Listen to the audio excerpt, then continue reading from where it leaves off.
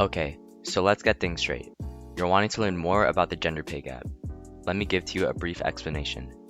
It is simply the average difference between the remuneration or money paid for a work or service between men and women.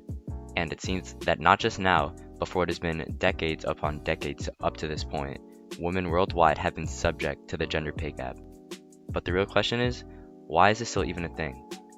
In the United States, for instance, since 1963, the Equal Pay Act, or EPA, was put into law by John F. Kennedy, making it a violation of the EPA when employees of one sex are paid less than the others of the opposing sex that do equal work. This doesn't just apply to gender, but race and ethnicity too. So you'd think that by the time this EPA thing was passed, there'd be equality in pay between Americans. I mean, the law is the law, right? And with all that, plus the 60 years after the EPA, you'd think America would have it figured out by now. Wrong. In fact, this is the case for all countries. There are no countries that pay equal, but there are a few countries like Luxembourg, for example, who actually pay women higher than men. This isn't equality, but you catch my drift, it's better than nothing. But still, 0.2% is the obscurely small margin at which women get paid more in Luxembourg. Now, going back to the issue at hand, there has been a common misconception regarding the inequalities of equal pay. People tend to think that this is just an issue regarding gender, but this isn't the case. Race and ethnicity plays just as big of a part as gender does in the gender pay gap. Women in general earn 17% less than men on average. This alone is quite a big number, but factoring in race and ethnicity, things can get even bigger.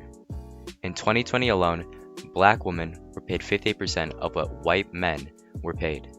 In 2021, Latinas were paid 54% of what non-Hispanic white men were paid.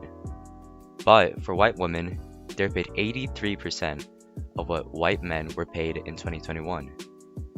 This doesn't quite go hand in hand with men, because although black men were paid 87% of what white men were paid in 2019, Asian men were paid more than 15% than white men were paid in 2019. Although there are many factors, gender still partakes as being the biggest contributing factor in unequal pay.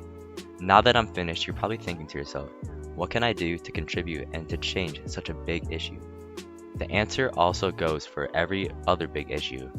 You can make change by joining rallies, local events, and voting for people who can really make a difference on your issue.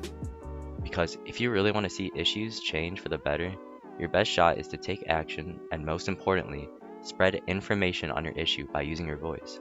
Because it's up to us to use our voice to change issues like the gender pay gap for the better of all of us.